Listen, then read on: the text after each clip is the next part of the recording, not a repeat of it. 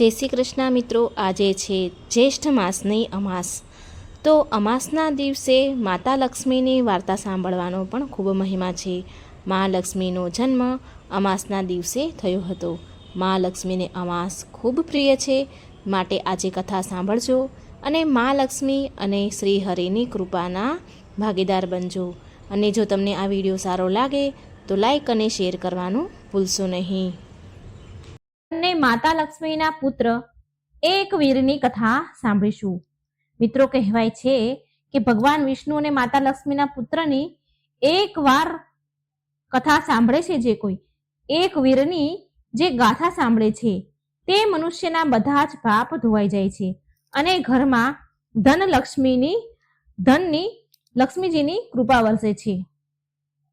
દરેક મનુષ્યને તેના જીવન કાળમાં એકવાર આ કથા જરૂર સાંભળવી જોઈએ।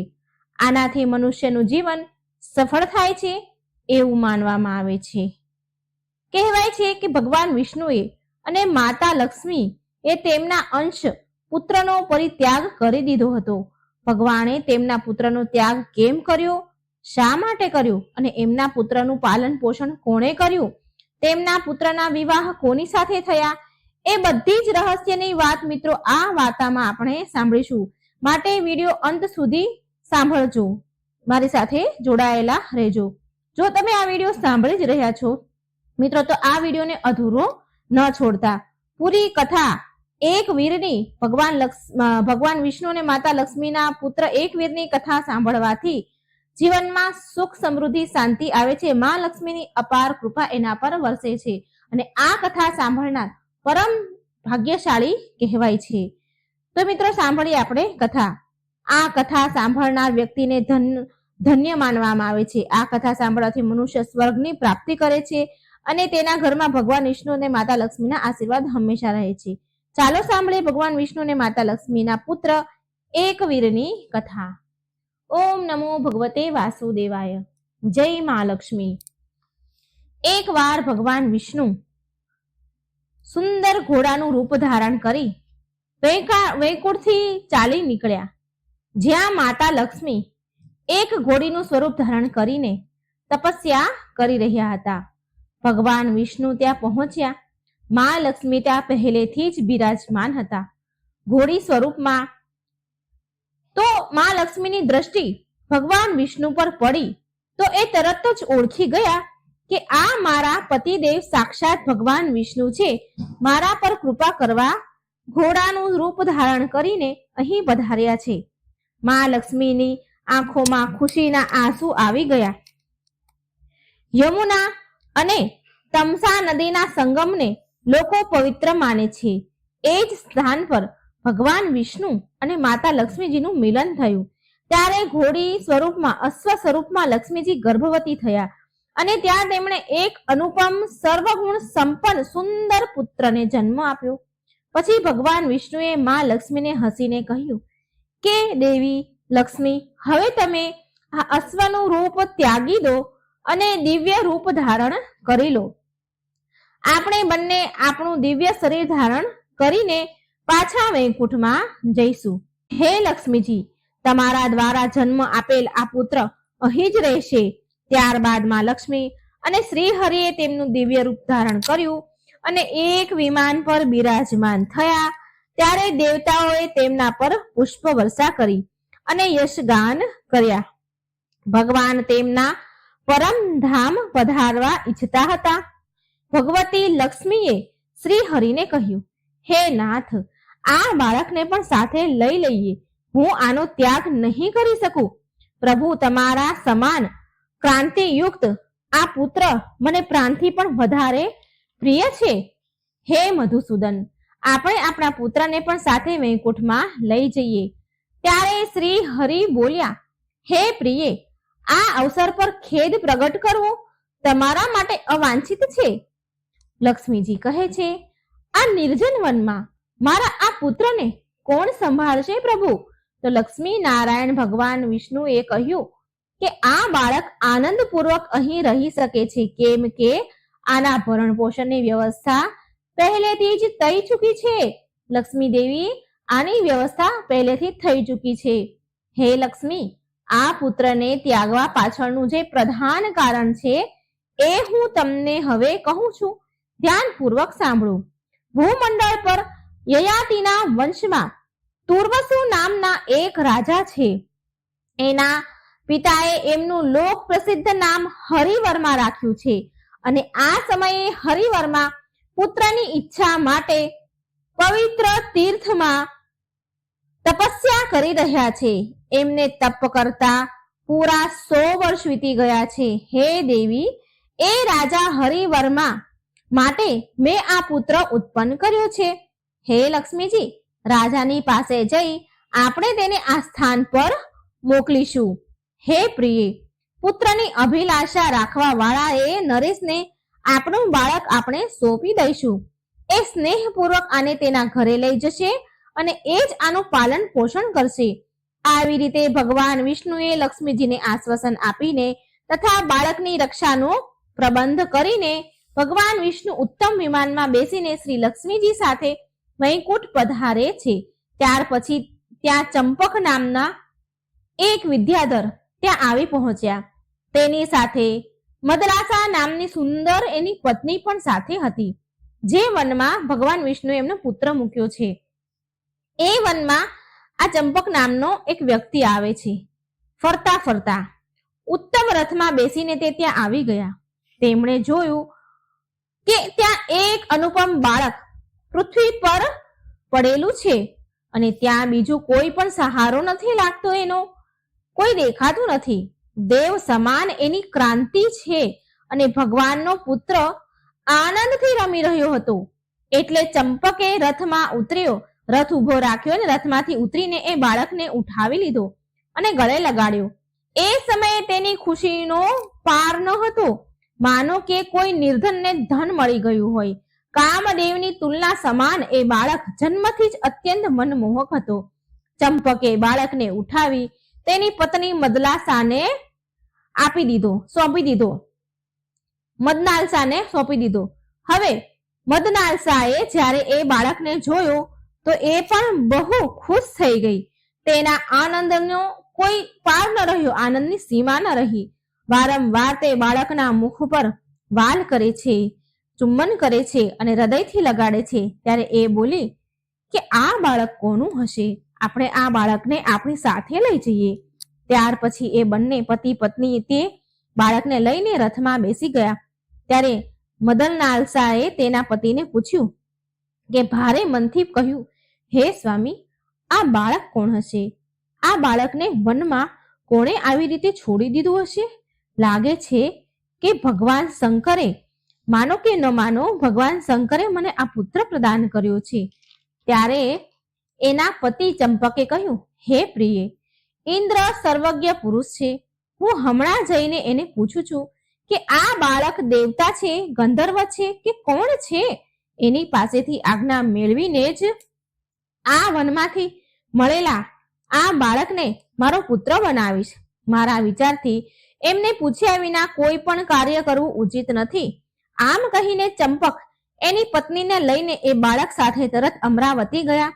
હર્ષના કારણે, ખુશીના કારણે એમની આંખો ખીલી ઉઠી હતી. ત્યાં પહોંચીને ચંપકે ઇન્દ્રના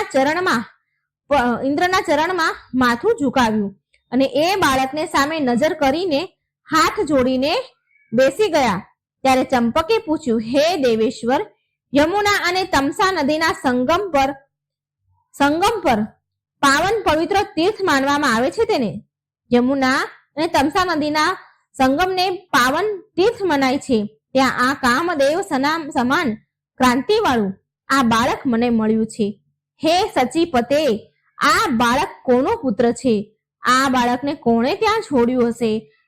કોણ છોડીને મૂકીને ચાલ્યું ગયું હશે? જો તમારી આજ્ઞા હોય ને તો હું આ બાળકને મારો પુત્ર બનાવી શકું છું. આ સુંદર બાળકને મારી પત્ની ખૂબ જ સ્નેહ કરે છે. ધર્મશાસ્ત્રમાં એવું કથન છે કે સર્વદા કૃત્રિમ પુત્ર પણ બનાવી શકાય છે. એટલે ઇન્દ્રદેવ બોલ્યા કે હે મહાભાગ, આ બાળક અશ્વધારી ભગવાન વિષ્ણુ અને માતા લક્ષ્મીનો પુત્ર છે. આ પરમ તપસ્વી બાળકનું નામ હૈ છે. યયાતિના વંશ રાજા તુર્વસુને આ પુત્ર પ્રદાન કરવા ઈચ્છે છે ભગવાન. તુર્વસુ બહુ ધાર્મિક નરેશ છે. શ્રી હરિ તેને પુત્ર પ્રાપ્તિ માટે શ્રી હરિએ તેને પુત્ર પ્રાપ્તિ માટેની આજ્ઞા આપશે. એને શ્રી હરિ એ સ્થાન પર જવાની આજ્ઞા આપવાના છે. ભગવાનની આજ્ઞા મેળવીને રાજા તુર્વસુના પહોંચતા પહેલા જ તું આ મનોહર બાળકને લઈને પહોંચી જાઓ અને પાછો આ બાળક એ જ સ્થાન પર મૂકી દો. વાર ન કરો, કારણ કે બાળક નહીં મળે તો રાજા તુર્વસુ અત્યંત દુઃખી થઈ જશે. ભૂમંડળ પર આ બાળક એક વીર નામથી પ્રસિદ્ધ થશે.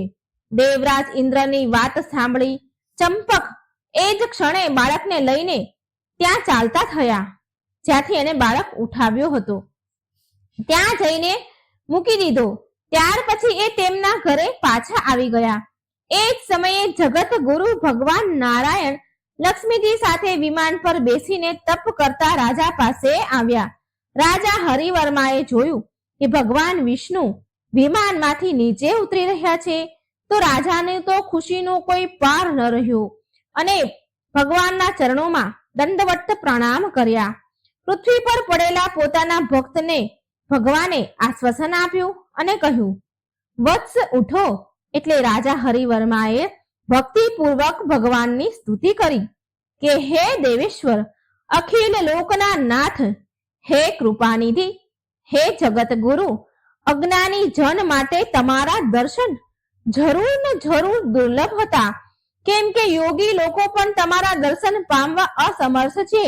જેને આ સંસારમાંથી મોહ માયા છોડી દીધી છે તથા જે વિષયોથી વિરક્ત છે તેને જ તમારા દર્શન થાય છે. હે ભગવાન અનંત દેવ પ્રભુ, હું તો માત્ર આશા રાખીને બેઠો હતો કે હું તમારા દર્શન પામવાનો અધિકારી પણ ન હતો. આ પ્રકારે રાજા હરિવર્માએ ભગવાનની સ્તુતિ કરી. સ્તુતિ કરવાથી ભગવાન શ્રી હરિએ અમૃતમય વાણીથી કહ્યું, હે રાજન, હું તારી તપસ્યાથી સંતુષ્ટ છું, પ્રસન્ન છું અને હું તને વરદાન આપું છું કે તેનો સ્વીકાર કરો. આ સમયે ભગવાન હરિવર્મા સામે બિરાજમાન હતા. રાજાએ તેમના શ્રી ચરણોમાં નમન કર્યા. માથું ઝુકાવીને કહ્યું, હે મોરારી, મેં પુત્ર માટે તપ કર્યું છે. તમે તમારા જેવો પુત્ર મને પ્રદાન કરો. કૃપા કરો પ્રભુ. રાજા હરિવર્માની પ્રાર્થના સાંભળીને ભગવાન વિષ્ણુએ કહ્યું કે હે યયાતિ નંદન, તું યમુના અને તમસા નદીના પાવન સંગમના તીર્થ પર અત્યારે જ જા. તને જેવો જોઈએ છે ને એવો જ પુત્ર મેં ત્યાં તમારી માટે મૂક્યો છે. મારા વીર્યથી ઉત્પન્ન એ પુત્રમાં અસીમ શક્તિ છે. દેવી લક્ષ્મી એની જનની છે. તારા માટે જ મેં એને પ્રગટ કર્યો છે, ઉત્પન્ન કર્યો છે. માટે તું તેનો સ્વીકાર કર અને તેનું પાલન પોષણ કર. ભગવાન વિષ્ણુની વાણી બહુ જ મધુર હતી. તેને સાંભળી રાજા હરિવર્માના મનમાં પ્રસન્નતાની લહેરો ઉઠી. આમ ભગવાન રાજાને વરદાન આપી ભગવાન શ્રી હરિ અને માતા લક્ષ્મી સાથે વૈકુંઠમાં ચાલ્યા ગયા. ભગવાનના ચાલ્યા ગયા પછી રાજા હરિવર્મા એક રથ લઈને ખુશખુશાલ થઈને ત્યાંથી ગયા જ્યાં એ વનમાં બાળક ભગવાને મૂક્યું હતું. ત્યાં જઈને હરિવર્માએ અત્યંત મનમોહક બાળકને જોયું જે જમીન પર રમી રહ્યો હતો તથા પગનો અંગૂઠો એક હાથથી પકડીને ચૂસી રહ્યો હતો. એની કાંતિ કામદેવ સમાન કાંતિ હતી. લક્ષ્મીજીના ઉદરથી પ્રગટ થયેલ એ બાળક ભગવાન નારાયણનો અંશ હતો. બાળક ભગવાન નારાયણનો અંશ હતો. શ્રી હરિના તુલ્ય એમાં શક્તિ હતી અને જોતા જ હરિવર્મા ખુશીથી ખીલી ઉઠ્યા. પ્રેમના સમુદ્રમાં ગોથા ખાતા રાજાએ તે બાળકને હાથમાં લીધો અને તેનું માથું ચૂમવા લાગ્યા. તેને છાતીએ લગાડ્યો. ખૂબ આનંદિત થયા, ખૂબ હર્ષ પામ્યા. એની આંખોમાંથી પ્રેમની આંસુની ધારા વહી રહી હતી. રાજાએ એ બાળકને કહ્યું કે હે બાળક, માતા લક્ષ્મી અને ભગવાન વિષ્ણુની કૃપાથી પ્રસાદ રૂપી તું મને પ્રાપ્ત થયો છે. નરક ભોગના દુઃખથી ડરીને મેં તારા જેવા પુત્ર પામવાને કઠોર તપસ્યા કરી હતી. તપસ્યાના 100 વર્ષ પૂરા થવા પર લક્ષ્મીકાંત ભગવાન નારાયણે સાંસારિક સુખ ભોગવવા માટે તને પુત્ર બનાવીને મને આપ્યો છે, મને સોંપ્યો છે. લક્ષ્મીજી તારી જનની છે, એમણે તને જન્મ આપીને મારી માટે છોડી દીધો છે અને હવે ભગવાન વિષ્ણુ અને મા લક્ષ્મી વૈકુંઠમાં પધાર્યા છે. એ માતાને ધન્ય છે જેને તારા જેવા હસમુખ બાળકને મારા ખોળામાં આપી દીધો છે. પુત્ર, તું સંસાર સાગર પાર કરવા માટે મારા માટે એક નાવ સમાન બનીને આવ્યો છે. નાવ સમાન છો તું. ભગવાન નારાયણ તારા નિર્માતા છે. આ પ્રકારે રાજા હરિવર્માએ એ પુત્ર લઈને એ નગર જવા નીકળી ગયા. હજી તો રાજા નગરીની નજીક પહોંચ્યા જ હતા કે એવા સમાચાર મેળવીને એમના મંત્રી મંડળ અને પ્રજા એમના સ્વાગત માટે ઊભી રહી ગઈ હતી. પુરોહિતો, બ્રાહ્મણો, પ્રજાઓ સાથે ભેટની સામગ્રી, સૂત, યશ ગાનારા તથા ગાય પણ સાથે લઈને તેમના આગમન માટે, તેમના સ્વાગત માટે પહોંચી ગયા હતા નગરવાસીઓ. નગરમાં પહોંચીને રાજા હરિવર્માએ વાતચીત કરી બધા સાથે, બધા ઉપર નજર નાખી આશ્વાસન આપ્યું. નગરના લોકોએ રાજા અને રાજાના પુત્રનું સન્માન કર્યું. ત્યારે રાજા હરિવર્માએ પુત્રને લઈને પ્રવેશ કર્યો નગરમાં. ત્યારે માર્ગમાં તેમના પર ફૂલોની વર્ષા થવા લાગી. પછી રાજા મહેલમાં આવ્યા. આનંદપૂર્વક પુત્રને હાથમાં લઈને તેની રાણીને સોંપી દીધો. એ સમયે પુત્રની કાંતિ કામદેવ સમાન તુલના કરી રહી હતી. રાજા હરિવર્માની પત્ની પણ ઘણી ધાર્મિક હતી, દયાળુ હતી. તેણે એ પુત્રને ખોળામાં લઈને રાજાને પૂછ્યું, હે મહારાજ, આ તેજસ્વી, આટલો સુંદર પુત્ર તમને ક્યાંથી મળ્યો? તમે મને જલ્દી બતાવવાની કૃપા કરો. તમને આ પુત્ર કોણે પ્રદાન કર્યો? આ બાળકને જોઈને મારું મન મારા વશમાં નથી રહ્યું. તો રાજાએ પ્રસન્ન થઈને રાણીને કહ્યું, હે પ્રિયે, ભગવાન શ્રી લક્ષ્મી નારાયણે મને આ પુત્ર પ્રદાન કર્યો છે. હે ભાગ્યવાન, આ મહાન શક્તિશાળી પુત્રની જનની સાક્ષાત ભગવતી લક્ષ્મીજી છે. ભગવાન વિષ્ણુના અંશથી આ બાળકનું પ્રાગટ્ય થયું છે. રાણીએ બાળકને જોઈને મગ્ન થઈ ગઈ. રાણીએ બાળકને લઈને ખૂબ જ આનંદ કર્યો. આનંદ પામી રાણી અને મોટો પુત્ર ઉત્સવ મનાવ્યો. ખૂબ મોટો ઉત્સવ મનાવવામાં આવ્યો. નગરમાં પ્રજાઓને પ્રચુર દાન આપ્યા. ગાજા વાજા સાથે મંગળ ગીત ગવાયા. રાજાએ એનું નામ એકવીર રાખ્યું. મહારાજ હરિવર્મા ઇન્દ્રની સમાન પરાક્રમી હતા. વિષ્ણુ ભગવાન સમાન ગુણવાળા પુત્રને પામીને રાજાને અપાર સુખ હતું. ખૂબ સુખી થયા. હવે પિતૃઋણથી પણ એ મુક્ત થઈ ગયા હતા. આવી રીતે દેવાધિદેવ ભગવાન નારાયણની કૃપાથી સર્વગુણ સંપન્ન પુત્ર મેળવીને ઇન્દ્ર તુલ્ય પરાક્રમી મહારાજ તેના ભવનમાં એની પત્ની સાથે આનંદથી રહેવા લાગ્યા અને સુખ શાંતિથી રહેવા લાગ્યા અને સુખ ભોગવવા લાગ્યા. પછી મહારાજ હરિવર્માએ બાળકના જાત કર્મ સંસ્કાર વગેરે સંસ્કાર એને સંપન્ન કરાવ્યા. લાલન પાલનની પૂરી વ્યવસ્થા કરી. બાળક બહુ જલ્દી દિવસે ને દિવસે મોટો થવા લાગ્યો. આ પ્રકારે પુત્ર જને હેતુ સાંસારિક સુખ મેળવીને મહાત્મા નરેશ એના મનમાં એ અનુભવ કર્યો. એમણે રાજા હરિવર્માને એવો અનુભવ થયો કે હવે મારા ત્રણેય ઋણ ચૂકવાઈ ગયા છે. 6ઠા મહિનામાં બાળકનું વિધિપૂર્વક અન્નપ્રાશન વિધિ કરી. બીજા વર્ષમાં મુંડન સંસ્કાર કર્યા. પ્રત્યેક સંસ્કાર વિધિમાં બ્રાહ્મણોની પૂજા કરવામાં આવી. પુષ્કળ દાન, ગાયો પણ દાનમાં અપાવવામાં આવી. વિવિધ દાનથી યાચકોને સંતુષ્ટ કરવામાં આવ્યા. 11મા વર્ષે રાજાએ યજ્ઞોપવિત સંસ્કાર કર્યા અને ધનુર્વેદ ભણાવવાની વ્યવસ્થા કરી. જ્યારે રાજા હરિવર્માએ જોયું કે રાજકુમારે ધનુર્વિદ્યા શીખી લીધી છે અને રાજા ધર્મના બધા પ્રકારથી સારી રીતે અવગત થયા છે, ત્યારે તેના મનમાં વિચાર આવ્યો કે હવે રાજ્ય અભિષેક કરી દેવો જોઈએ. એક વીર્યનો પુષારક યોગમાં બહુ આદર સાથે અભિષેકની જરૂરી જે સામગ્રી હતી એ બધી એકઠી કરી. સંપૂર્ણ શાસ્ત્રોના જ્ઞાન વેદ જ્ઞાની બ્રાહ્મણ શાસ્ત્રીઓ બોલાવવામાં આવ્યા. રાજાએ રાજકુમારનો વિધિપૂર્વક રાજ્ય અભિષેક પૂરો કરાવ્યો. આ શુભ અવસર પર રાજાએ બધા તીર્થો અને સમુદ્રના જળથી રાજાનો હૈ એક વીરનો અભિષેક કર્યો. બ્રાહ્મણને ધન દાન દક્ષિણા આપ્યા. પછી રાજાએ કુમાર એકવીરને રાજગાદી પર બેસાડ્યો. એકવીરને રાજા બનાવીને યોગ્ય મંત્રીઓને નિયુક્ત કર્યા. પછી રાજા અને રાણી બંને વનમાં ચાલ્યા ગયા. તેમણે તેની ઇન્દ્રિયોને વશમાં કરી અને મૈનાક પર્વતના શિખર પર એનું ત્રીજું વાનપ્રસ્થાન આશ્રમ વિતાવા લાગ્યા. એ જંગલના પાન ફળ ખાઈને ભગવાન શિવની આરાધના કરવા લાગ્યા.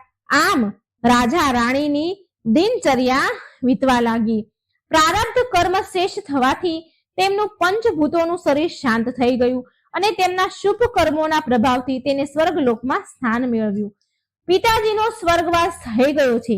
આ સાંભળીને એક વીરે તેમના પુત્રએ તેના માતા પિતાના વૈદિક વિધિ અનુસાર અગ્નિ સંસ્કાર કર્યા. પિતાની બધી જ વિધિ ક્રિયા સંપન્ન થયા પછી એ મેઘાવી રાજકુમાર મેઘાવી સાથે મળીને રાજ્ય પર શાસન કરવા લાગ્યા. એ પણ બહુ મોટા ધર્મજ્ઞ પુરુષ હતા. રાજ્યના અધિકારી હોવાથી તેમને જાત જાતના ભોગ ભોગવવા સુલભ થયા. મંત્રી મંડળ એમનું બહુ સન્માન કરતા હતા અને પૂરી પ્રજા રાજાને પ્રેમ કરતી હતી. એક સમયની વાત છે કે પ્રતાપી રાજા એકવીર તેમના મંત્રી કુમાર સાથે ઘોડા પર સવાર થઈને ગંગાના તટ પર ગયા. ત્યાં ફળ ફૂલોથી લથપથ વૃક્ષો શોભી રહ્યા હતા. કોયલની મધુર ગુંજ, મધુર અવાજ અને ભમરાની ગણગણાટ વૃક્ષોની અનુપમ શોભા વધારતી હતી. ત્યાં મુનિઓના અનેક દિવ્ય આશ્રમ હતા જ્યાં વેદ ધ્વનિ ગુંજી રહી હતી. હવનના ધુવાડાથી આકાશ ભરેલું હતું અને બહુ સુંદર સુગંધ આવી રહી હતી. જ્યાં તા હરણના નાના નાના બચ્ચાઓ છલાંગ મારી રહ્યા હતા. ત્યાં અનાજની ક્યારીઓ ભરેલી હતી. ગોવાળો ખેતરોની રક્ષા માટે ઉભા હતા. કમળોથી સુશોભિત બહુ બધા સરોવર મનને લોભાવનારા હતા. અશોક, ચંપા, કટહલ, બકુલ, તલ, લીમડો, પારિજાત, તાલ, તમાલ વગેરે વૃક્ષો તેમની દ્રષ્ટિમાં પડ્યા અને કમળના ફૂલોની બહુ સુંદર સુગંધ આવી રહી હતી. વાતાવરણ મહેકી રહ્યું હતું. ત્યારે રાજા એકવીરે જોયું કે ત્યાં બાગમાં કમળ સમાન નેત્રવાળી સુંદર કન્યા બેસીને રડી રહી છે. એના શરીરની કાંતિ સુવર્ણ હતી. મનોહર લાંબા કાળા વાળ હતા.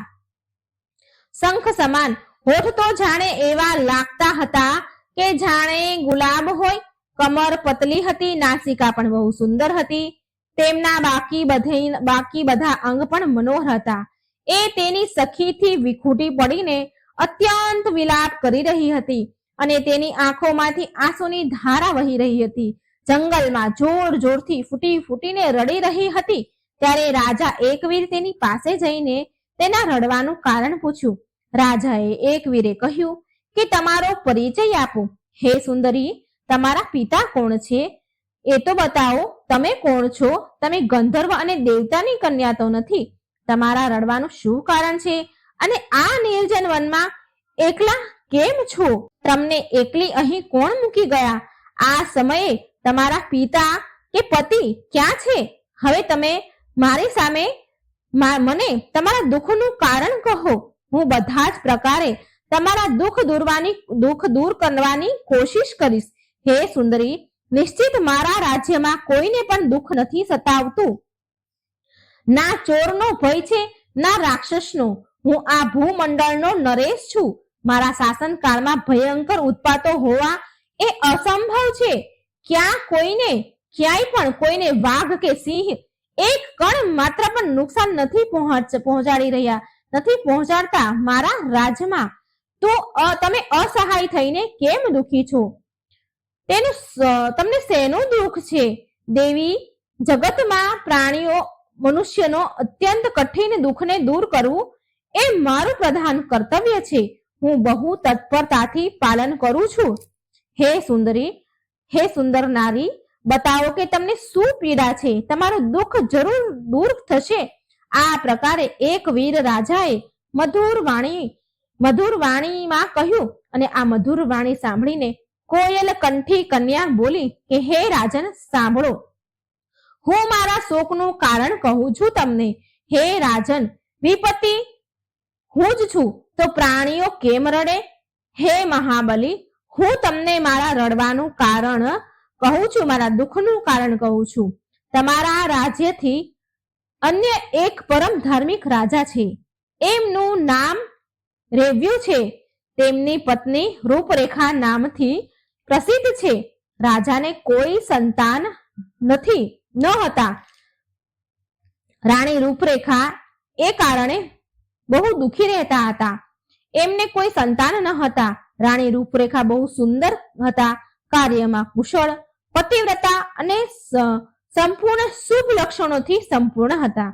પુત્રના ન હોવાથી દુઃખી થઈને રૂપરેખાએ તેના પતિ રાજાને કહ્યું કે હે સ્વામી, મારા આ જીવનનું શું પ્રયોજન છે? આ વ્યર્થ જીવનને ધિક્કાર છે કે સંતાનહીન વાંજણી સ્ત્રી આ જગતમાં ક્યારેય સુખ નથી પામતી. આ પ્રકારે રાજાની પત્ની દુઃખી થઈ રહી હતી, અને આ પ્રકારે પત્નીથી પ્રેરણા મેળવીને રાજા રેવ્યએ ઉત્તમ પુત્રેષ્ઠી યજ્ઞ કરવા માટે તૈયાર થઈ ગયા હતા. તેમણે યજ્ઞ માટે વિશેષ બ્રાહ્મણોને બોલાવ્યા. પછી વિધિપૂર્વક યજ્ઞ સંપન્ન કર્યા. પુત્રની અભિલાષાથી એ રાજાએ શાસ્ત્રોના કહ્યા પ્રમાણે પશુ, ધન, દાન પણ આપ્યા. યજ્ઞમાં નિરંતર ઘીની આહુતિઓ આપવામાં આવી. અગ્નિદેવ બહુ ઝડપથી પ્રભાવિત થઈ રહ્યા હતા. ત્યાર પછી યજ્ઞમાંથી એક સુંદર કન્યા નીકળી. એ બહુ શુભ લક્ષણોથી પૂર્ણ હતી, સર્વગુણ સંપન્ન હતી. જ્યારે મનોહર કન્યા અગ્નિમાંથી પ્રગટ થઈ ત્યારે બ્રાહ્મણોએ જે હવન કરાવી રહ્યા હતા તેમણે તેની પાસે બેસાડી દીધી. ત્યારબાદ સુંદર કન્યાને લઈને રાજાને કહ્યું કે હે રાજન, તમે આ પુત્રીને લઈ લો, સ્વીકારો. આ કન્યા બધા જ ઉત્તમ લક્ષણોથી સંપન્ન છે. હવન કરતા સમયે અગ્નિમાંથી આ કન્યાની ઉત્પત્તિ થઈ છે. આ એવી જણાય છે કે માનો કે હીરા મોતીની શેર હોય. જગતમાં આ કન્યા એકાવલી નામથી પ્રસિદ્ધ થશે. હે ભૂપાલ, પુત્રની તુલના કરવા વાળી આ કન્યાને પામીને તમે સુખી થશો. રાજન, ભગવાન વિષ્ણુએ તમને આ કન્યા પ્રદાન કરી છે.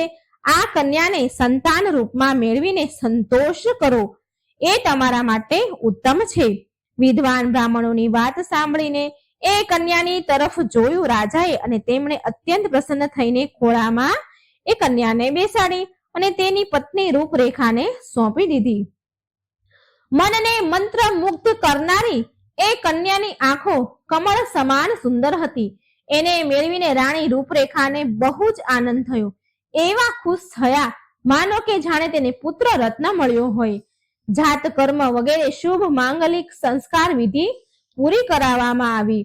યજ્ઞના અંતમાં રાજાએ બ્રાહ્મણોને ખૂબ જ દાન દક્ષિણા આપ્યા. બ્રાહ્મણો ત્યાંથી વિદાય થયા. રાજા રેવ્યએ ખુશીની એની તો કોઈ સીમા ન હતી. પુત્ર સમાન તેનું પાલન પોષણ કરવા લાગ્યા. રાણી રૂપરેખા પણ આનંદનો અનુભવ કરવા લાગી. એ સમયે રાણીના આનંદનો પાર ન હતો. રાજાના મહેલમાં એવી રીતે ઉત્સવ ઉજવવામાં આવ્યો હતો કે જાણે પુત્રનો જન્મ થયો હોય. આમ માનીને માતા પિતા અત્યંત સ્નેહની દ્રષ્ટિથી જોવા લાગ્યા એ કન્યાને, અને પ્રેમ કરીને પાલન પોષણ કરવા લાગ્યા. હે રાજન મહાબલી, હું એ જ રાજા રેવ્યના મંત્રીની કન્યા છું. મારું નામ યશોવતી છે. હું અને એકાવલી બંને સમાન ઉંમરની છીએ. મહારાજ રેવ્યુએ મને રાજકુમારી એકાવલી સાથે ખેદકુલ રમત ગમત માટે નિયુક્ત કરી છે. એકાવલી રાજકુમારી સદાય મારી સાથે રહે છે. અમે રાત દિવસ પ્રેમપૂર્વક આમ તેમ ફર્યા કરીએ છીએ. ફર્યા કરતી હતી. એકાવલીને જ્યાં સુગંધિત કમળ દેખાય તો એ ત્યાં જગ્યાએ ચાલી જતી હતી. અન્ય કોઈ જગ્યાએ તેને સુખ મળતું ન હતું. એક સમયની વાત છે, ગંગાના તટ પર બહુ દૂર કમળ ખીલેલા હતા. રાજકુમારી સખીઓ સહિત મારી સાથે ફરતા ફરતા ત્યાં ચાલી આવી. મેં મહારાજ રેવ્યુને કહ્યું, રાજન, તમારી લાડલી કન્યા એકાવલી કમળોને જોઈને બહુ દૂર નિર્જન વનમાં ચાલી જાય છે. એટલે તેના પિતા રાજા રેવ્યએ તેની કન્યા એકાવલીને દૂર જવા માટે ના કહી દીધી. સાથે તેમણે ઘરે બહુ બધા જળાશય તૈયાર કરાવ્યા અને તેમાં કમળ લગાવ્યા. કમળ ખીલી ગયા. કમળની ચારે બાજુ ભમરા ગુંજી રહ્યા હતા. આટલા કમળો હોવા છતાં પણ રાજકુમારી બહાર ચાલી જતી હતી. એ સમયે રાજા રેવ્યએ આજ્ઞાથી બહુ બધા રક્ષક સૈનિકો લઈને તેની સાથે જતા હતા. બહુ બધા સૈનિકો નિયુક્ત કર્યા હતા તેની સાથે જવા માટે. તો હું અને બીજી સખીઓ પણ એની સાથે રહેતી હતી. આ પ્રકારે હે રાજન, આ પ્રકારે એ સુંદર રાજકુમારી મનોરંજન માટે ગંગાના તટ પર નિરંતર આવતી જતી રહેતી હતી.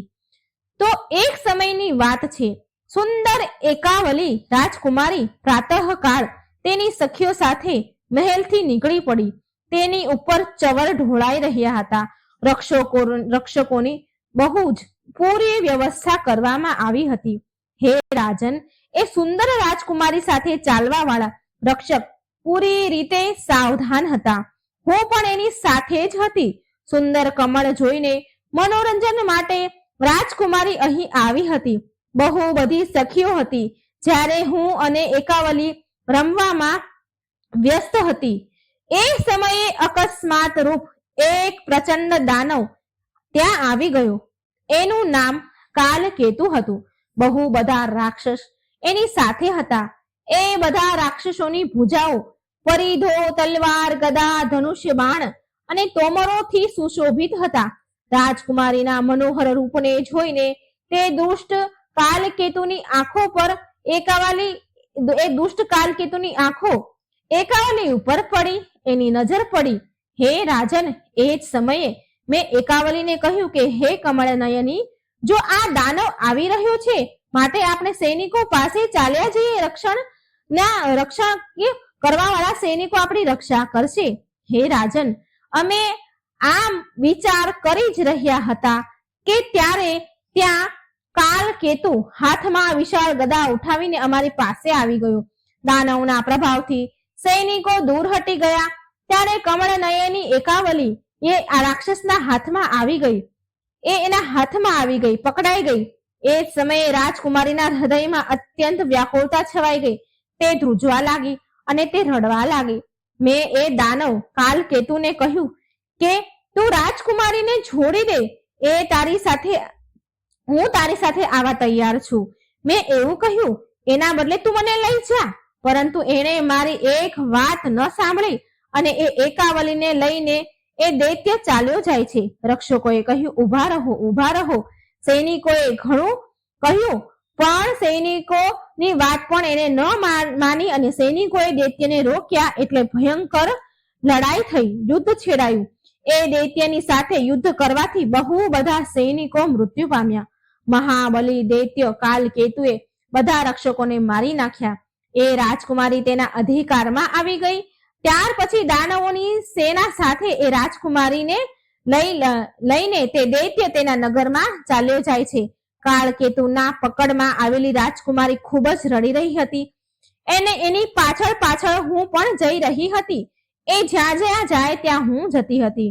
મારો અભિપ્રાય એવો હતો, મારું કહેવું કે માનવું એવું હતું કે મારી સખી એકાવલી મને જોશે ને તો એને થોડી ધીરજ થશે, શાંત થશે, ધીરજ ધારણ કરી શકશે.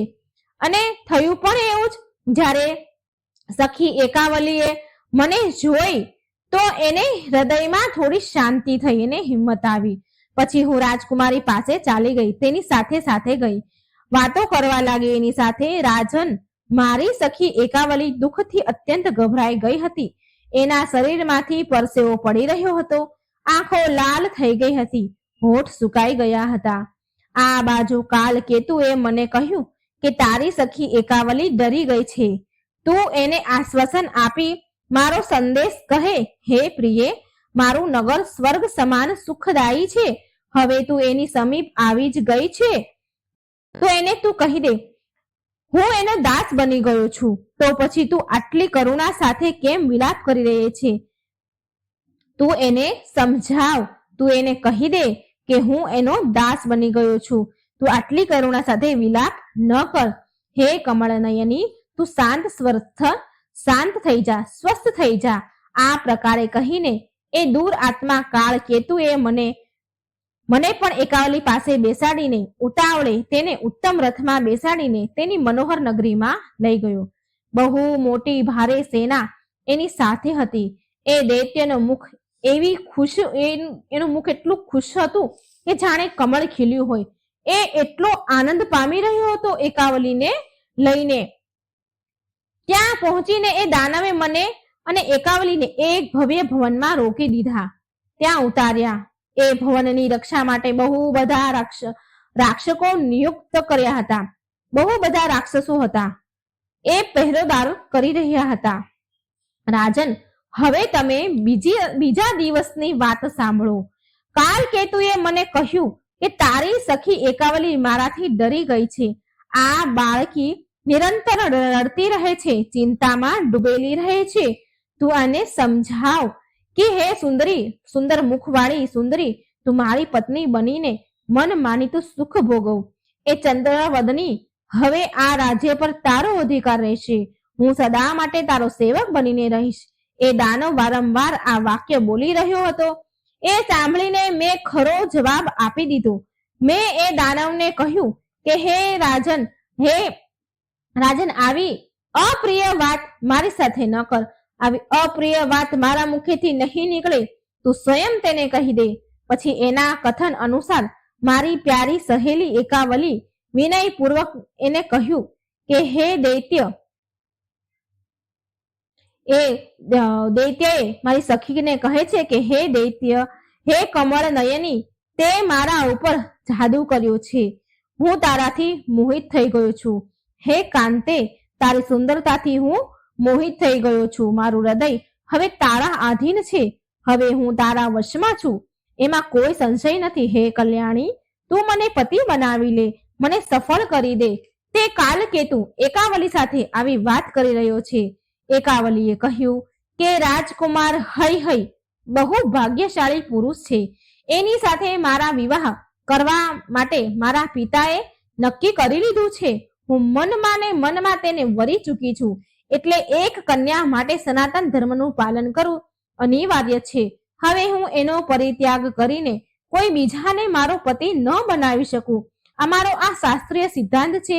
એ વાત તમે પણ સારી રીતે જાણો છો કે પિતા તેની કન્યાને જેની સાથે વિવાહ કરવાનું નક્કી કરે છે એ તે કન્યાને એને પતિ બનાવવો જ પડે છે. તે કન્યા તેને જ પતિ બનાવે છે જે એના પિતા નક્કી કરે છે. કન્યા સદા માટે પરતંત્ર છે. તેની જાતે એ કઈ પણ નિર્ણય નથી લઈ શકતી. હે રાજન, એકાવલીના આમ કહેવા છતાં પણ દૂર આત્મા કાલ કેતુએ તેના નિશ્ચયથી ડગ્યો નહીં. એ રાજકુમારી પર મોહિત થઈ ચૂક્યો હતો. એ ભવનમાં અનેક પહેરેદારો છે. મારી પ્રાણ પ્રિય સખી એકાવલી અત્યંત કષ્ટમાં છે. તેની જ આ વિરહમાં હું દુખી છું અને હું રડી રહી છું. ત્યારે એક વીર બોલ્યા, હે કન્યા, મને મહાન આશ્ચર્ય થઈ રહ્યું છે કે એ દુરાચારી કાલકેતુના નગરમાંથી તું અહીં કેવી રીતે આવી? હું આનું રહસ્ય સાંભળવા માંગુ છું. રાજકુમારીનું કહેવા અનુસાર મારા પિતા હૈની સાથે કન્યાદાન કરવાનું નિશ્ચિત છે. એક વીર રાજકુમાર કહે છે કે રાજકુમારીનું કથન એવું છે કે એના પિતા હૈ સાથે કન્યાદાન કરવાનું એમણે નક્કી કર્યું છે. આ પણ મને સંદેહ જેવું લાગે છે. અને મારું જ નામ રાજા હૈ છે. આ નામનો બીજો કોઈ નરેશ નથી. તારી સુંદર આંખો વાળી સખી મારા માટે જ કહી રહી હતી. હે દેવી, તું મારા આ સંદેહને દૂર કર. ત્યારબાદ હું એ અધન રાક્ષસને મારીને એકાવલીને મારી પત્ની બનાવી લઈશ. હે સુંદરી, જો તું કાળકેતુનું સ્થાન ક્યાં છે એ મને જણાવી દે, તો મને બતાવી દે કે એકાવલીના પિતા રાજા રેબ્યુએ આ સમાચાર તે આપ્યા છે કે નહીં? રાજકુમારીના પિતાને આ વાતની ખબર છે કે નહીં? રાજકુમારી બહુ કષ્ટ પીડા સહન કરી રહી છે.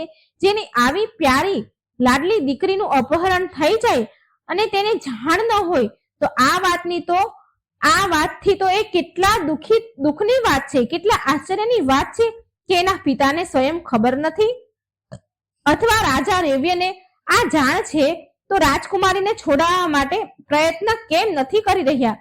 મને ઘણો સંદેહ થાય છે, આશ્ચર્ય થાય છે. આ વાત મને કઈ સમજાતી નથી.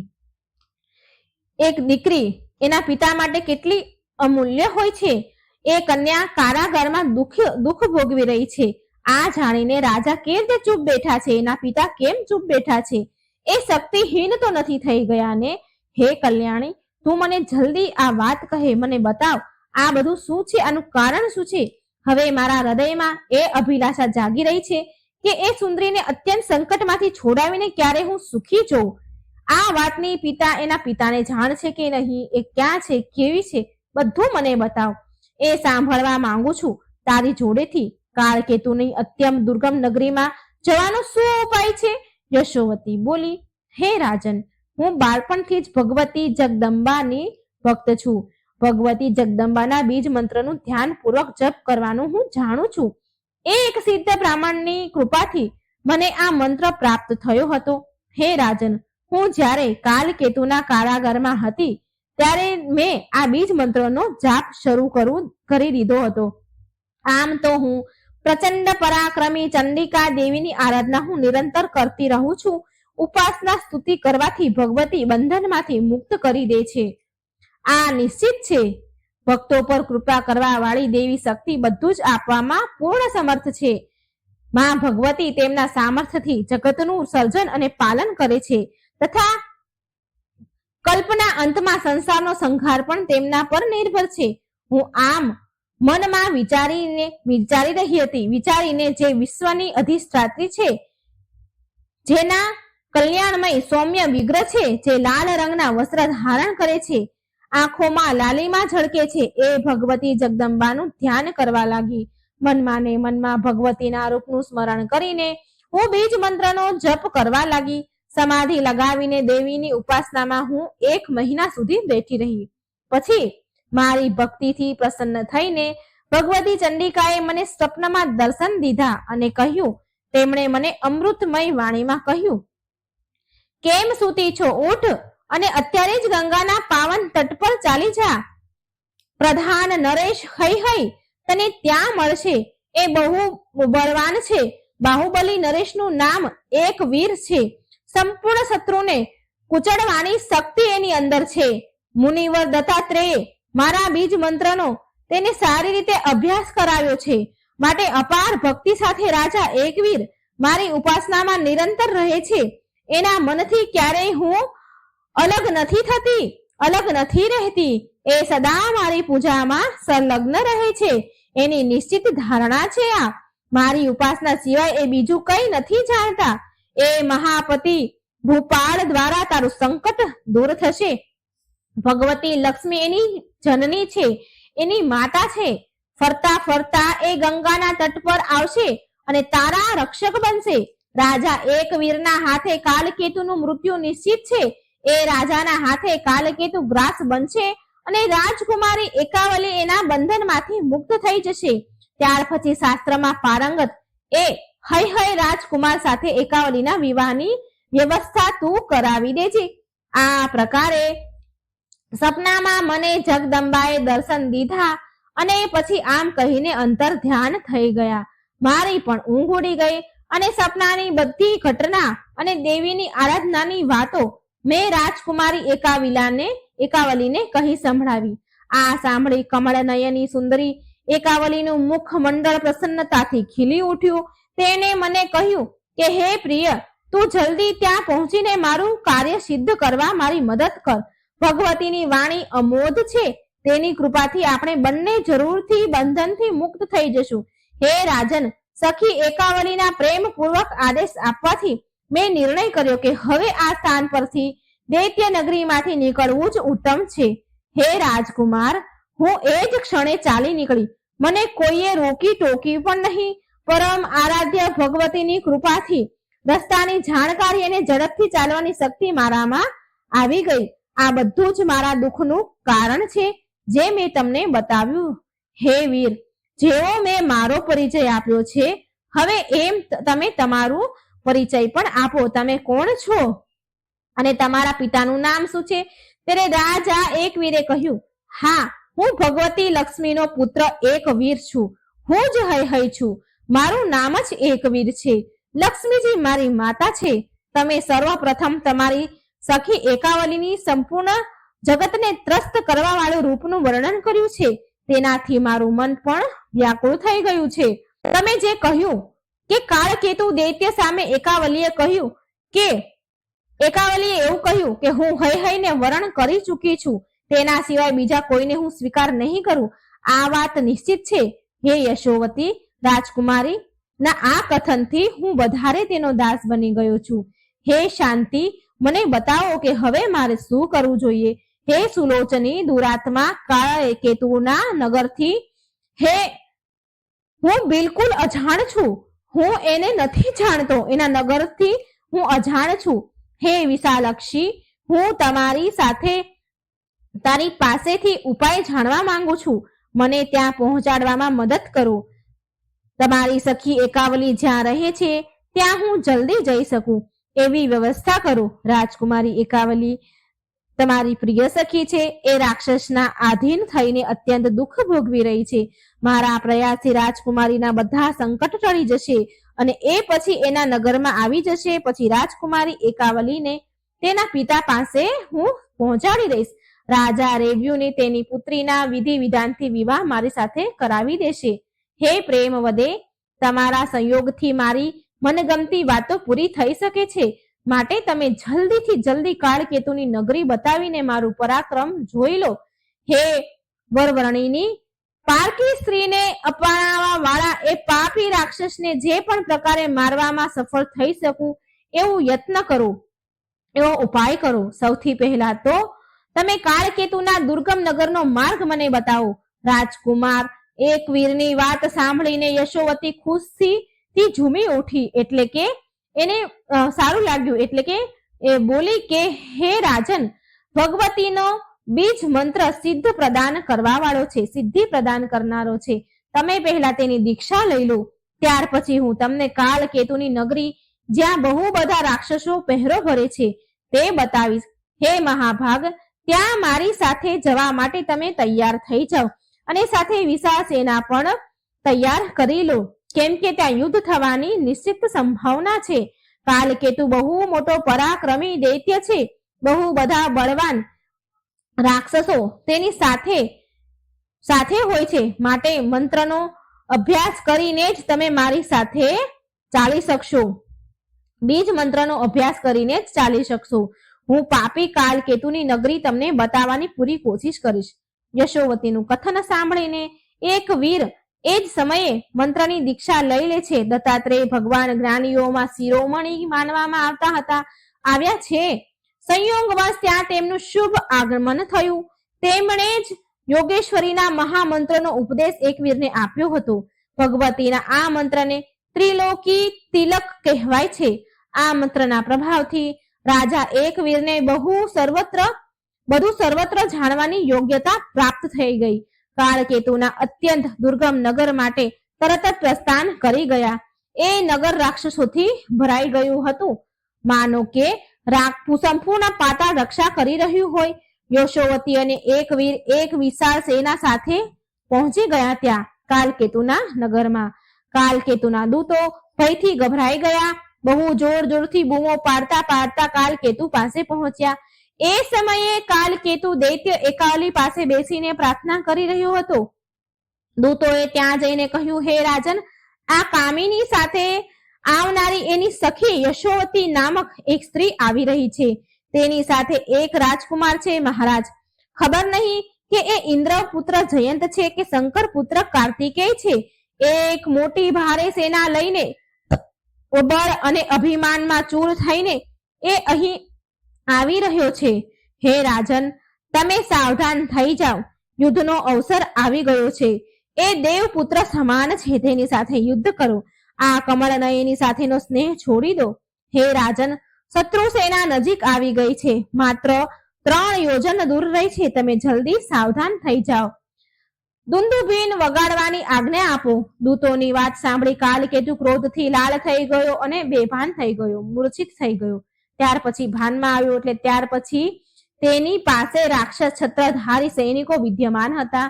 ત્યાર પછી તેણે સૈનિકોને કહ્યું કે તમે બધા અસ્ત્ર શસ્ત્ર લઈને શત્રુની સામે જાઓ. એ સમયે રાજકુમારી એકાવલી અત્યંત દુઃખી થઈ અને વ્યવસ્થાપૂર્વક તેની પાસે બેઠી હતી. કાલકેતુએ કહ્યું કે હે સુંદરી કમળનયની, આ કોણ આવી રહ્યું છે? તારા પિતા છે કે બીજો કોઈ પુરુષ છે? તને લેવા માટે સેના સહિત આવનારાનો સાચો પરિચય મને આપો. તારા પિતા વિરહ પામીને તારાથી દૂર થઈને દુઃખી થઈને શું લેવા માટે આવી રહ્યા છે? જો મને ખબર હશે કે આ તમારા પિતા છે તો હું તેની સાથે યુદ્ધ નહીં કરું. તેમને સાદર અને આદર સાથે ઘરે બેસાડીશ. રત્ન શસ્ત્ર અને ઘોડા ઉપહાર આપીશ. મારા ઘરે પધારવા પર તેની અતિથિ સત્કાર કરાવીશ. પરંતુ જો કોઈ બીજો રાજા હશે તો હું એમને તીક્ષ્ણ બાણોથી મારી નાખીશ. મારામાં અપાર બળ છે, મને કોઈ જીતી શકતું નથી. મારા આ પ્રભાવને જાણીને કયો મૂર્ખ અહીં આવ્યો છે? ક્યાં મૂર્ખનું અહીં આગમન થયું છે? આ સાંભળીને એકાવલી બોલી, હે મહાભાગ, આટલે ઉતાવળે કોણ આવી રહ્યું છે એ હું નથી જાણતી. હજી સુધી કોઈને પણ ખબર નથી કે હું અહીં તમારા બંધનમાં છું. ના મારા પિતા છે કે ના મારા ભાઈ આવ્યા છે. બીજું જ કોઈ મહાન પુરુષ પરાક્રમી હોય એવું લાગે છે. અને ક્યાં ઉપદેશથી આવી રહ્યા છે હું એ નથી જાણતી. એટલે કાલકેતુ બોલ્યા, આ તમારી સખીનું કોઈ ષડયંત્ર છે. એ જ એ વીર સાથે લઈને આવી રહી છે. કમળનયની, તમારી આ સખી આ કાર્યમાં બહુ કુશળ છે એવું જણાય છે. એ ક્યાં ગઈ હતી અને એ કોને સાથે લઈને આવી રહી છે?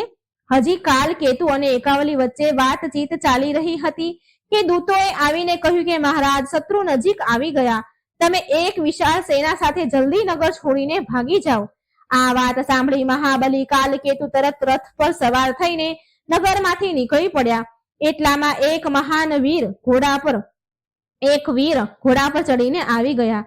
હવે તો બંનેમાં ભયંકર યુદ્ધ છેડાઈ ગયું. માનો કે ઇન્દ્ર અને વૃત્તાસુર લડી રહ્યા હોય. યુદ્ધ આરંભ થવા પર જાત જાતના અસ્ત્ર અને શસ્ત્ર ચલાવવામાં આવ્યા. અસ્ત્રોથી બધી દિશાઓ કાંપવા લાગી. એ સમયે બધાના હૃદયમાં મહા આતંક છવાઈ ગયો. એક વીરે કાલકેતુને ગદાથી મારીને તેના પ્રાણ હરી લીધા. એ દાનવ ધરતી પર પડ્યો, માનો કે વ્રજના મારે મર્યો હોય એવો. કાળકેતુના મૃત્યુ થતા જ બધા જ રાક્ષસ આમ તેમ ભાગવા લાગ્યા અને તેનો જીવ બચાવવા લાગ્યા. ત્યારે યશોવતી ઝડપથી એકાવલી પાસે ગઈ. તેના મનમાં અસીમ આનંદ ભરેલો હતો. તેની મધુર વાણીમાં એકાવલીને આશ્ચર્ય થાય એવા વચન કીધા. સખી, અહીં પધારો. જુઓ, આ દાનવને મહાભાગ એક વીરે માર્યો છે. આ દાનવ મહાભાગ એકવીરના પ્રયાસથી સદા માટે સૂઈ ગયો છે. આ બહુ બુદ્ધિમાન પુરુષ છે. આ વીર પુરુષ બહુ કઠણ લડાઈ કરે છે. આ સમયે એ રાજા એકવીર અત્યંત થાકી જવાના કારણે બહાર દ્વાર પર જ બિરાજમાન થઈ ગયા છે. તેના મનમાં તને જોવાની અત્યંત ઈચ્છા છે, કારણ કે એ તમારા રૂપ અને ગુણની વાતો સાંભળી ચૂક્યા છે. રાજકુમારીએ સુંદર રાજકુમારને જોવાની, હે રાજકુમારી, તમે કૃપા કરો. એ રાજકુમારને જોવાની કૃપા કરો. પરમ રાજકુમાર સાથે તમારા વિષયમાં હું ગંગાના તટ પર બધી જ વાત કરી ચૂકી છું. વાતચીતના પ્રભાવથી જ એ તમારા પર મોહિત થઈ ગયા છે અને તમને જોવા માટે અત્યંત ઉત્સુક છે. યશોવતીની વાત સાંભળી રાજકુમારી એકાવલીના મનમાં તેને જોવાની ઈચ્છા થઈ, પરંતુ હજી એ કુમારી હતી માટે એ ભયથી ગભરાઈ ગઈ. તેના મનમાં એક સંકોચ હતો. એને વિચાર્યું કે હું એક કુમારી કન્યા છું, કેવી રીતે રાજકુમારનું મુખ જોઈશ? આમ વિચાર કરી એકાવલી પાલખીમાં બેસીને યશોવતી સાથે ચાલી અને દ્વાર પર પહોંચી, પણ એનું મુખ ઉદાસ હતું. મેલી સાડી પહેરેલી હતી. વિશાળ નેત્રવાળી રાજકુમારી આવી ગઈ. આ જોઈ રાજકુમાર એકવીરે તેને કહ્યું કે હે કલ્યાણી, દર્શન આપો. તમને જોવા માટે મારા નેત્ર તરસી રહ્યા છે. એકવીર અત્યંત આતુર હતા અને એકાવલી લજ્જા શરમથી વ્યાકુળ હતી. શરમને મારે એ વ્યાકુળ હતી. આ જોઈને નીતિ વિશે પૂરી જાણકાર તથા શિષ્ટ પુરુષોનું માર્ગદર્શન કરવા વાળી યશુમતીએ એક વીરને કહ્યું કે હે રાજકુમાર, આના પિતા એકાવલીના પિતા એકાવલીને તમને જ આપવાના છે. આ રાજકુમારી તમારા આધીન હશે અને તેનો સાથ તમને જરૂર મળશે, આ નિશ્ચિત છે. પરંતુ રાજન, થોડા સમયની પ્રતીક્ષા કરો અને તમે પહેલા આ રાજકુમારીને તેના પિતા પાસે પહોંચવાની, એના પિતા પાસે એને સોંપવાની વ્યવસ્થા કરો. એના પિતા જ વિવાહની વિધિ સંપન્ન કરીને તમારા વિવાહ કરાવશે રાજકુમારી સાથે. યશોવતીની વાત સાંભળી ધર્માત્મા એકવીરે સત્ય માની અને યશોવતી અને એકાવલી સાથે લઈને તેની સેના સહિત રાજા રેવ્યના નગરમાં ગયા. પુત્રીના આવવાના સમાચાર સાંભળીને રાજા રેવ્ય પ્રેમપૂર્વક મંત્રી સાથે તેના આગમન સ્વાગત માટે ગયા. બહુ દિવસ બાદ મેલા વસ્ત્ર ધારણ કરનારી એમની પુત્રી એમને જોવા મળી. પછી યશોવતીએ વિસ્તારપૂર્વક બધી વાત તેના પિતાને કહી. ત્યાર પછી એકવીર અને રાજા રેવ્યનું પરસ્પર મિલન થયું. રાજા તેને લઈને તેમના મહેલ આવ્યા. પછી વિવાહનું આયોજન કર્યું. વિધિપૂર્વક પાણી ગ્રહણ સંસ્કાર થયા. કર્યાવર આપીને રાજાએ સારી રીતે એકવીરનું સન્માન કર્યું. ત્યાર પછી કન્યાને વિદાય કરી અને સાથે યશોવતીને પણ મોકલી. આ પ્રકારે વિવાહ થઈ ગયા. પછી રાજા એકવીરના ખુશીનું કોઈ ઠેકાણું ન રહ્યું. હવે એ તેમના મહેલ પહોંચ્યા અને તેમની પ્રિય પત્ની એકાવલી સાથે જાત જાતના સુખ ભોગવવા લાગ્યા.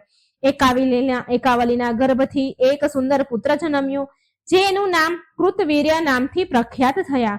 એ કૃતવીર્યના પુત્ર કાર્તવીર્ય થયા. તો મિત્રો, આ પ્રકારે મેં તમને આજે ભગવાન વિષ્ણુ અને માતા લક્ષ્મીના થી જન્મેલ પુત્ર એકવીર્યની ચરિત્રની ગાથા સંભળાવી છે. આ ગાથાને જે કોઈ સાંભળે છે એ પરમ ભાગ્યશાળી કહેવાય છે. જો તમે આ કથા સાંભળી રહ્યા હોય તો આને અધૂરી ન છોડતા પૂરી સાંભળજો. પૂરી સાંભળવાથી પુણ્ય ફળ મળે છે, એનો ચમત્કાર તમને જોવા મળશે. તો હે મા લક્ષ્મી, હે ભગવાન વિષ્ણુ, જે કોઈ આ કથા સાંભળે તેના અન્નધનના ભંડાર ભર્યા રાખજો, તેમને સર્વ સુખ પ્રદાન કરજો, સારું આરોગ્ય આપજો. જો આ કથા તમને સારી લાગે તો કમેન્ટમાં જય મા લક્ષ્મી, જય ભગવાન વિષ્ણુનું નામ જરૂર લખજો. જય શ્રી કૃષ્ણ. રાધે રાધે. Thank you.